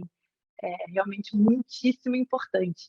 E aí, pegando um pouco do gancho, né, dessa pergunta, né, sobre um pouco a relação com o ensino, com a universidade, fiquei bem atravessada pelas coisas que vocês disseram nos últimos, durante toda a conversa, mas agora sobre a universidade. Eu queria fazer uma pergunta que me instiga muito pessoalmente também, e vai ser muito bom, acho que, escutá-los falar, que sobre a possibilidade de, na escrita acadêmica, ou seja, né, vocês duas que ocupam esse espaço, né, o espaço da universidade, então essa é uma pergunta tanto para a Luby quanto para a Carol, se é possível produzir uma escrita que não esteja dentro dos padrões que a escrita acadêmica várias vezes reproduz, né? Então, uma escrita neutra, ou seja, você não pode se colocar, você não pode falar quem você é, o que você faz, etc. Uma escrita que se pretende universal, reproduzindo essa ideia do sujeito universal, de um distanciamento, e que, né, nesse sentido, reproduz uma lógica de produção de conhecimento que é uma lógica colonizada, branca, né, masculina. Então, enfim, né, eu queria saber um pouco sobre se vocês conseguem, a maneira, né, que vocês fazem, talvez, quais as estratégias, os recursos, não sei, possíveis para estar nesse espaço, né, lidando com esse jogo, né, de poderes, porque é um jogo de poderes, da maneira como se espera que a gente escreva na academia, né? Então, pensar um pouco da experiência de vocês, assim, em relação a isso, né? Porque vocês são duas mulheres que estão super, né, se relacionando com a literatura, etc. Eu fico imaginando como é esse processo de escrever na universidade. Acho que é um pouco essa minha pergunta. Acho que, enfim. Pode começar, Carol. Eu estava parada já te ouvindo. Falando, agora a Luby vai começar. Então, Maria Clara, não é sem dor e sofrimento aí nesse caso, no meu caso. E acho que a Luby também não vai dizer que é tranquilo fazer isso. Eu estou fazendo uma pesquisa numa perspectiva escrevivente, né? Então, eu acho que não faz o menor sentido eu não escrever na primeira pessoa, eu não fazer certas coisas que vão dizer respeito justamente à pesquisa só existe assim, né? Mas eu já passei por situações que ainda eu não sabia o que era escrevivência, mas eu já escrevia meio desse jeito e me colocava demais no texto, e eu passei por situações bem complicadas, assim, porque a academia não está afim, né? Tá todo mundo adora falar que está descolonizando, né? Um momento decolonial, mas é decolonial até a página 2, assim, né? Então, na minha defesa de mestrado, por exemplo, foi bem complicado, eu passei por um momento disso, de na defesa a pessoa falar, olha, eu vou falar sobre o que eu gostaria que você tivesse feito e não o que você fez, porque o que você fez eu não concordo, né? Assim. E agora, eu consegui uma bolsa, né? A gente também precisa o tempo todo, acho que, falar disso da universidade pública, que deveria ser para todo mundo ter bolsa, todo mundo ter acesso, né? Universidade pública, de fato, de qualidade para todo mundo, e a gente está lá conseguindo, de alguma forma, participar desse movimento. E eu consegui uma bolsa sanduíche, eu fiquei 6 meses na Itália para fazer minhas entrevistas, né? Meu projeto demandava entrevistas. E, assim, uma das instituições para a qual eu mandei o projeto não aprovou a minha bolsa, falando que essa pesquisa não precisava acontecer no exterior, ela podia muito bem acontecer no Brasil, e que não tinha a menor necessidade de eu falar daquilo naqueles termos, né? Que é o que a Luby está falando. Para que você vai falar sobre isso? Isso não é fazer ciência, isso não é pesquisa. Isso daí é você desabafando sobre suas questões, né? E não é isso. Então, eu acho que uma das coisas é a gente procurar aliados, assim, aliades e aliadas. É muito difícil, mas o meu grupo de pesquisas, eu tenho um grupo que me ajuda demais, a minha orientadora me ajuda demais, ela é uma mulher branca, que de fato quer fazer a diferença né, e quer que a gente consiga fazer o trabalho da forma que a gente entende que é melhor. O grupo chama GEPON, né? Que é esse grupo de estudos e pesquisa em memória e história oral. E aí eu brinco que tem um grupo dissidente, que é quem faz pesquisa, que é as pessoas pretas que fazem pesquisas sobre isso, que é o Black GEPON. E agora o Black GEPON já é maior que o GEPON, né? Nós somos mais agora no grupo. Então, acho que uma das coisas também é pensar, por exemplo, eu estou no campus da USP Leste, né? Um campus já mais interdisciplinar, tem muita gente preta nesse campus, e ainda assim a gente passa por situações muito complicadas. Eu consegui também, como a Luby, na minha banca de qualificação, só ter mulheres pretas, porque eu acho que não fazia o menor sentido isso não acontecer. Se eu estou falando, e mulheres que sabem o que é escrevivência e o que é história oral e o que é pensar essas duas coisas a partir desse ponto de vista afro, né? Essa é uma epistemologia africana, vamos pensar assim. Então, não é fácil. São 2 passos para frente, 5 para trás. Mas eu acho que é isso, é tentar se juntar com quem a gente sabe que pensa como a gente, que pode nos ajudar, procurar as professoras, os professores que vieram antes e podem nos apoiar nesse momento. E eu acho que isso que está acontecendo aqui também é extremamente importante. Então, assim, isso vai ser divulgado, as pessoas vão ver. Tem um monte de gente que está vendo agora e estão vendo 2 pesquisadoras negras que fazem pesquisa né? No meu caso, eu realmente escrevo na primeira pessoa e fazem pesquisas que nos dizem respeito. E a gente entende que fazer pesquisa que nos diz respeito também é fazer ciência, né? Se o homem branco falava da vida dele e dizia que isso era universal, eu acho, e isso era ser cientista, eu acho que a gente está num momento agora de reivindicar também que isso não nos cabe mais, isso não, né? Na verdade, a gente não cabe nesses rótulos, a nossa existência não cabe nessas definições. Então, a gente vai mostrar como que como que são as nossas questões, como que são os nossos termos, como que são as nossas epistemologias. Não é fácil, mas a gente precisa se aliar. A gente está falando da Luá, que está aqui, né? O Luá estava comigo, né, nessa disciplina da Dona Conceição Evaristo, quer dizer, isso realmente é um marco na Universidade de São Paulo. Conceição Evaristo dando uma disciplina num instituto da Universidade de São Paulo com 35 alunos pretos, né? Outros, acho que tinha 2 pessoas brancas na turma, são 40 e poucos alunos, contando com o pessoal que faz parte do grupo de estudos que está na cátedra, e falando sobre escrevivência, e falando sobre racismo, e falando sobre as nossas questões, e falando sobre cadernos negros, e citando Dona Esmeralda e Dona Miriam e tudo mais. Então, assim, quando a gente entrava, né, nessa sala, a gente tinha aulas presenciais, e era assim, era muito lindo de se ver, a gente entrando na sala, olhando para o lado e se identificando, e podendo, mais uma vez, falar, eu acho que isso é, talvez as pessoas que estejam nos ouvindo, que não são pessoas, que são pessoas brancas, né, que não são pessoas negras, ou não negras, não brancas, né, elas não se dão conta do que a gente está falando. Mas você conseguir falar certas coisas dentro da Universidade de São Paulo, nos seus termos, e as pessoas te ouvirem e te acolherem, é o que a Luby está falando. Isso, além de tudo, contribui para a sua saúde mental. Contribui para você continuar existindo. E nessa disciplina especificamente, os nossos trabalhos puderam ser trabalhos X. Então, assim, a gente teve um trabalho em grupo que eu, Luar e a Joê, né, que é a outra amiga nossa do grupo, a gente fez quase um documentário, a gente fez um trabalho visual, né, lendo poesias, inclusive lendo as poesias da Luar, um vídeo, e a gente também pôde entregar no nosso trabalho individual o que quer que seja.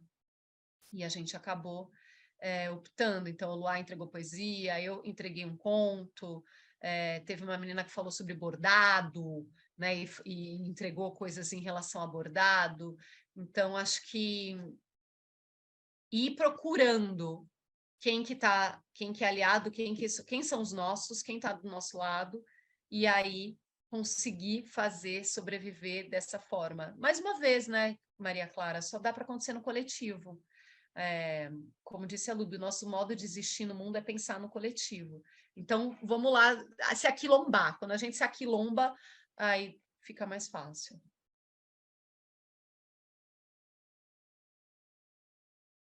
Fica mais fácil porque a gente ganha força, né? Acho que o grupo tem uma força importante que a gente não consegue ter individualmente, né? E as conquistas, eu acho que geram frutos diferentes, né? Quando eu entrei em 2018 na USP, eu entrei para o mestrado. E eu pesquiso na psicologia usando fotografias, né? Pesquiso fotografias de mulheres negras e como se vê imagens libertadoras, que é um termo da Bell Hooks, né? Impactam na subjetividade dessas mulheres. Essa é a minha pesquisa. E aí eu fui para a qualificação com a Isildinha Nogueira e com a Rosane Borges. E as duas me indicaram para o doutorado direto, né? E eu tenho certeza que isso só aconteceu porque elas eram pessoas negras, sem dúvida. E aí eu aceitei para o doutorado direto e continuei com a minha pesquisa, enfim, e eu vou defender no dia 18 de agosto Então, não quero falar muito sobre ela, mas eu acho que tem esse impacto, né, de você...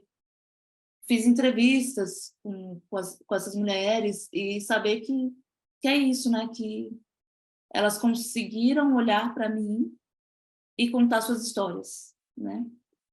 E possivelmente a sinceridade que eu acessei, a honestidade que eu acessei, e eu acho que até a vulnerabilidade, né? Só consegui acessar porque eu sou uma mulher negra, fazendo a pesquisa, né? E acaba sendo a relação que elas conseguiram estabelecer com as fotógrafas, né? Porque eu pesquiso fotógrafas negras e mulheres que foram fotografadas por essas fotógrafas, né? Então, tem um reconhecimento que é muito... que é fundamental, né? Que é fundamental para a troca, para uma troca verdadeira. E é interessante o que a Carol falou sobre a orientadora dela, né? O meu orientador é um homem, amarelo, e quando eu estava ali pensando no que eu queria pesquisar, me falaram assim, mas por que você não tenta com o professor negro?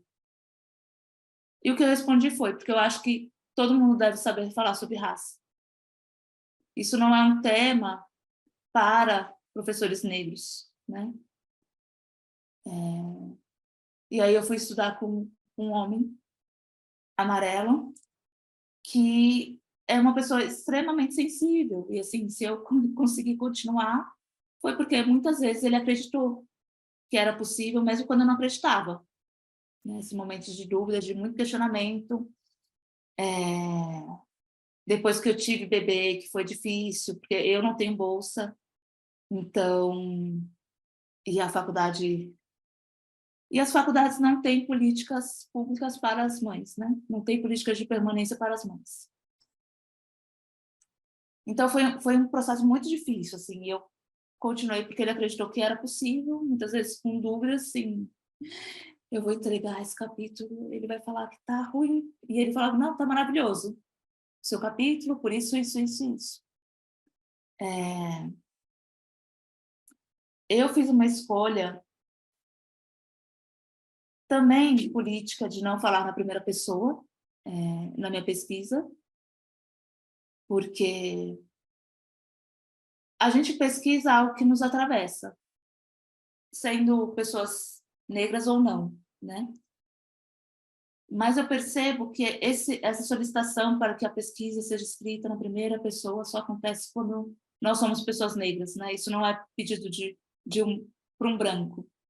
E isso me incomoda muito, assim, né? Nessa diferenciação acadêmica que querem fazer. E aí eu falei, não, vou escrever como manda o figurino, porque eu quero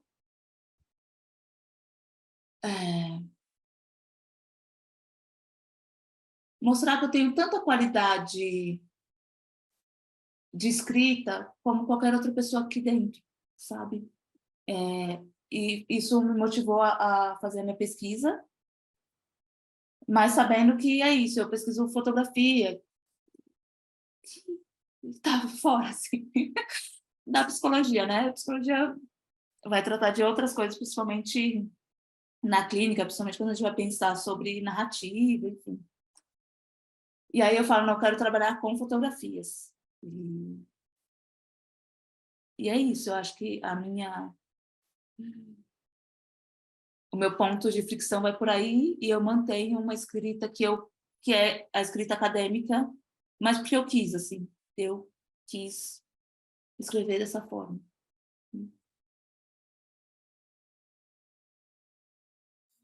Eu acho que talvez se é isso, né, ter esse contexto da psicologia, né, se talvez a minha pesquisa fosse nas letras, eu ia fazer outra coisa, né, porque tem a minha presença como escritora.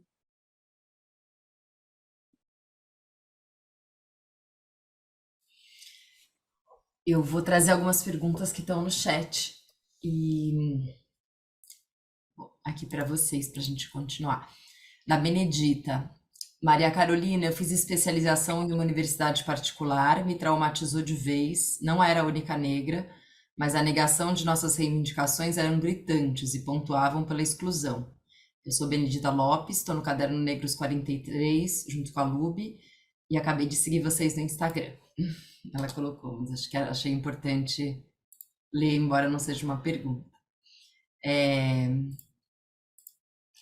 A Daniele Tavares. Eu sou uma mulher branca e me esforço todos os dias para desconstruir o racismo que existe em mim e nas pessoas à minha volta, além de ler escritoras, me colocar e me empatizar. Também não tem uma pergunta, mas importante. Maiara, como a produção de mulheres negras de periferia, favela, está sendo vista hoje? Pois transgride a lógica da segregação urbana. Como é que vocês veem essa produção?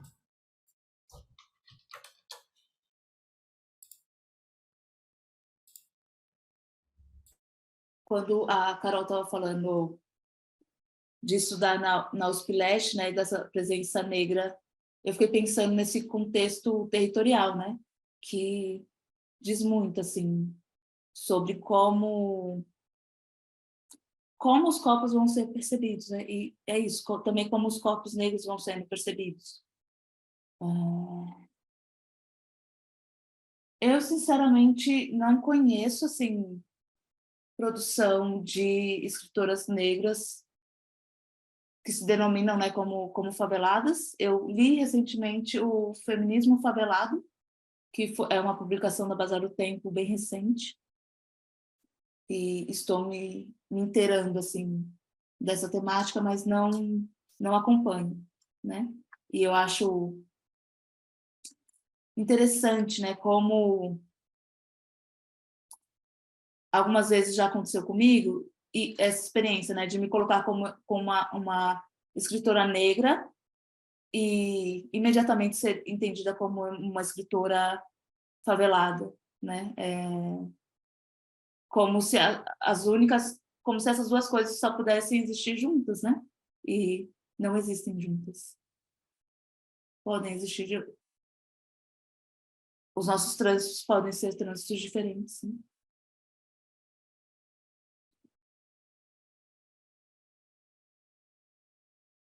Dina, a Mayara que está falando, né? Digo isso porque eu estou pensando em escrever um projeto de doutorado para analisar essa produção.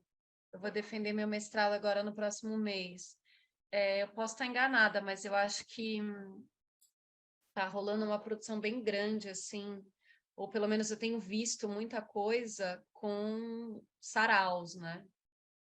Então, tipo, estávamos falando da Luá agora, sarau das pretas, sarau das minas, não sei o quê. Tem muita menina que nesse lugar se coloca como uma garota negra favelada, que está fazendo poesia, né? Que está fazendo slam, está fazendo rima. Então, acho que talvez entrar por esse lugar ajude a ter material, frequentar os saraus, frequentar as batalhas, eu acho que pode ajudar a ter material, mas eu concordo com a Lúbia, assim, pelo menos que eu tenha visto fora desse gênero ou desse cenário, eu também não tenho encontrado muita produção publicada de meninas ou mulheres, né, que se identifiquem e se definam como uma mulher favelada. Mas eu acho que indo para o contexto dos saraus e dos slams dá para ver muita coisa. O Luá está respondendo, ó. Sim, vai para os slams. Aí você vai ver um monte de gente lá. E que, inclusive, as poesias vão falar disso, né? Vão falar dessa vivência. Que é uma vivência também, igual acontece com a Lubi, que é uma vivência também que eu não tenho, né? Quando eu comecei a dar aula numa universidade particular, as minhas alunas, eu dava aula para meninas da classe C, D, E, F, né? E tinha muita menina negra no meu curso, porque eu dava aula na pedagogia, né? E aí as meninas falavam para mim, nossa, você é uma inspiração, nossa, você sabe do que a gente está falando. Eu falava, então, gente, eu posso ser inspiração para outras questões, mas eu realmente não... Vocês é que me ensinam muito, né? Eu sempre morei no centro da cidade, sempre estudei numa escola, sempre estudei em escola particular. Eu fui estudar numa escola pública quando eu fui para a USP. Então, assim, isso não é parâmetro, assim, para ninguém, né? E como é a mesma coisa que a Luby está dizendo, né? Como já se associa isso, né? Olha para uma pessoa não branca e necessariamente ela vai produzir textos ou vai trazer uma vivência que seja uma vivência marginalizada, acredito que sim, quando a gente está falando sobre raça e sobre gênero, né? Mas vai falar, como a Luby falava, acho que eu achava que era uma questão socioeconômica, né? E não é bem assim. Acho que, Maiara, meu amor, sabe, é isso, o povo entra, quem eu conheço, entendeu? Aí fica mandando coraçãozinho, assim, entendeu? Maiara, nós somos. Vai bater um papo com a Luá, eu boto vocês duas em contato e você vai ter muito material para estudar para o seu doutorado. Tem uma coisa que aí, uma pergunta minha, não, eu acho que vocês já falaram bastante, nem sei se é uma pergunta, mas acho que você está colocando dois universos diferentes, né, Maria Carolina? É, desse lugar de. Não consigo te chamar de Maria Carolina. Desse lugar de ocupar um espaço. Eu sou mãe branca de filha negra, né, que ocupa espaços em escolas particulares e é um outro lugar que a gente também não fala disso, né? E é muito difícil, é muito difícil. Eu tô eu tô nesse momento de pensar se eu desisto ou se o que que eu faço, né? Porque realmente é um lugar e eu acho que a minha pergunta é um pouco nisso. Eu fico sentindo, eu tô falando de uma criança, né? Quando a gente é adulto, a gente ainda tem outras armas, outras ferramentas, enfim, a gente vai achando outros pares até, formas de expressar, mas de ter, é uma expressão muito ruim, mas eu não me vem uma outra, de ser bucha de canhão, sabe? De estar abrindo um espaço sem ter ferramenta para isso, de muita dor, né? E eu vejo, eu acho que vocês deram essa virada na trajetória de vocês e falaram um pouco desse momento, né? Mas é muito difícil estar nesse lugar também, embora você falou agora, né, Carol, você não está trazendo essas temáticas, mas você está ali num espaço que também que te hostiliza demais, né? E como queria que vocês, se vocês quiserem falar mais alguma coisa, acho que a gente já falou desse tema, mas é algo que fica muito forte para mim, de ocupar os espaços, como é difícil, né? Então, assim, aí você tem que parece que vocês têm que lidar com essas duas frentes, que uma é essa hostilização no lugar que você está, e também dar voz para esse lugar que precisa de voz, né? Muitas vezes eu me sinto como tem outra expressão, trocando a roda com o carro em movimento. É isso, a gente não tem tantos modelos a seguir, né? Eu acho que a gente tem construído os nossos modelos, né? Pessoais, acho que é isso. Eu acho que e eu vou sempre exaltar o coletivo, né, Luby? Eu vou sempre exaltar isso, assim, como que as coisas a gente só existe, eu pelo menos, porque todas nós existimos, né? Se não fosse por isso, não dava para acontecer. Eu vou dar um exemplo meio besta, assim, mas acho que é mais ou menos isso. Eu faço parte da comunidade italiana, né? E vou em vários eventos, assim, e vários lugares, né? Vai para a embaixada, vai para o consulado, não sei o quê. E outras coisas, assim. E tem hora que eu falo, e eu mando, né, mando foto para minha, que eu brinco que é minha chefe, né? Quantas mulheres tem na sala e quantas mulheres não brancas tem na sala. Aí só tô minha foto lá, né? Só eu do lado. E eu falo para ela, cara, eu não vou da próxima vez, eu não quero ir, né? Já deu, assim. O tempo todo ficar reforçando certas coisas, é o que a Luby falou, o tempo todo tem que ficar se explicando. E ela fala para mim assim, não, tudo bem, você pode não ir, mas aí não vai ter nem você lá. Você tá nessa foto que você tá me mandando, faz uma diferença. Então, você vai. Por mais que esteja difícil, parece que você está sozinha, mas você não está. E aí eu acho que é justamente isso, sabe, Diná? É mais uma vez, é tentar se aquilombar com os nossos e com as nossas, assim. Realmente eu não estou sozinha, porque eu tô com a Lubi, eu tô com a Dona Conceição, eu tô com a minha mãe, eu tô com a minha avó, eu tô com as minhas amigas, eu tô com a Maiara, eu tô com a Luá. Elas estão segurando na minha mão nesse momento. Então, e assim como eu tô segurando na mão delas quando elas vão fazer as outras coisas. Então, acho que procura seu quilombinho, assim, procura seu grupo e segue, porque sozinho é impossível. Sozinho não vai dar, não vai acontecer. E é muito ruim não acontecer, né? Eu acho que é uma perda muito grande não acontecer. Então, para acontecer, você gruda na nossa mão e na mão de outras. E aí a gente, de verdade, vai. Eu acho que pensar isso, eu fico insistindo nisso, porque isso, de fato, me possibilita continuar existindo. É isso mesmo, eu só consigo existir por conta do coletivo. E cada dia eu tenho mais noção disso, assim, com as coisas que têm acontecido na minha vida, as coisas que eu tenho visto. Se eu não tivesse essas pessoas me suportando, eu não tinha mais, eu não estava mais aqui. Eu sempre falo isso. E é fato.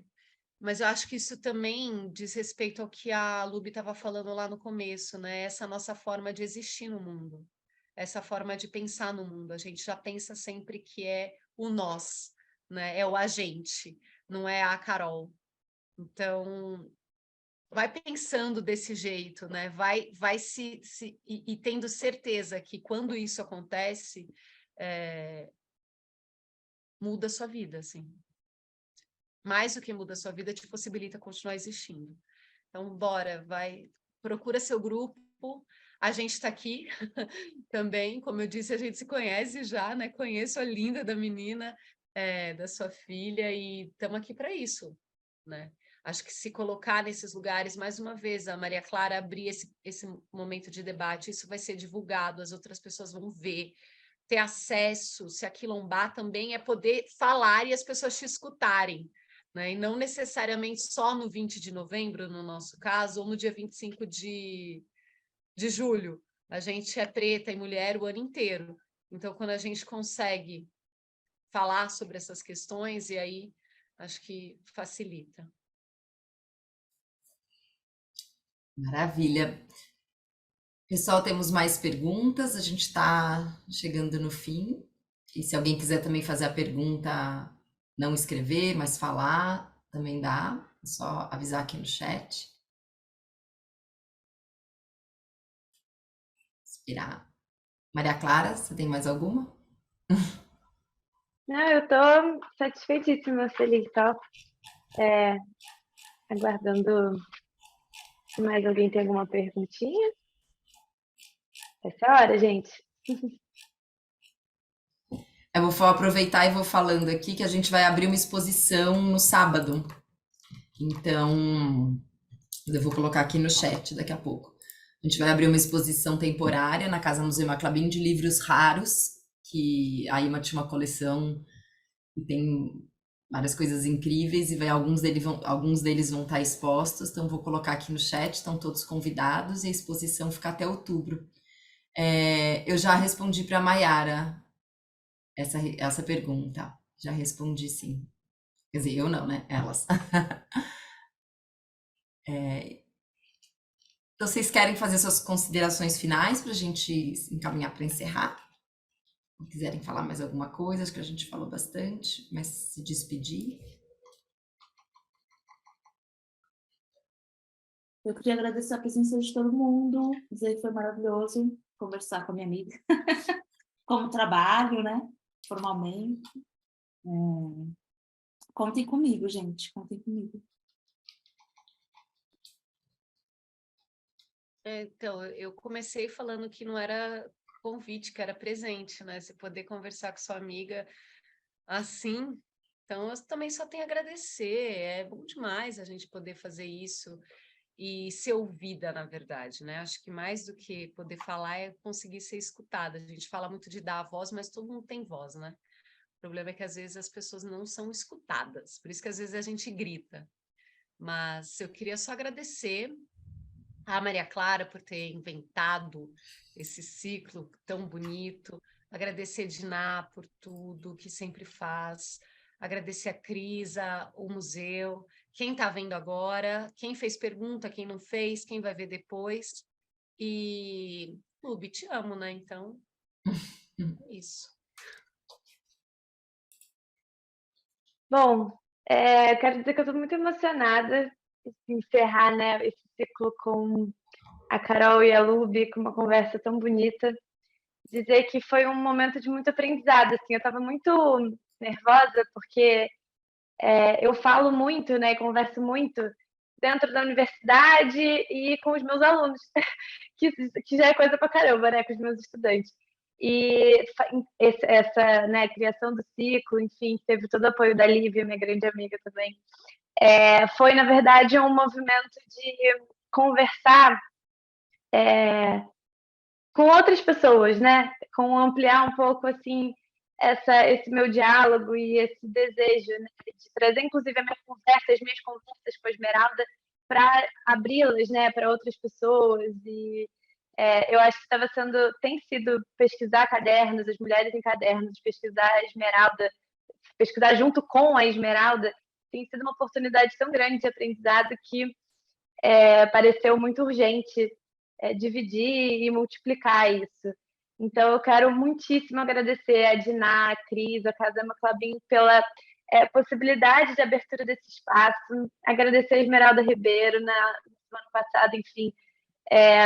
Eu falei várias vezes sobre a generosidade dela, e isso para mim é uma coisa muito marcante, que tem transformado a minha forma de fazer pesquisa, a minha pesquisa, mas a minha vida, a minha leitura, enfim, e agradecer hoje a Carol e a Lubi, porque definitivamente assim essa conversa inclusive me acendeu e despertou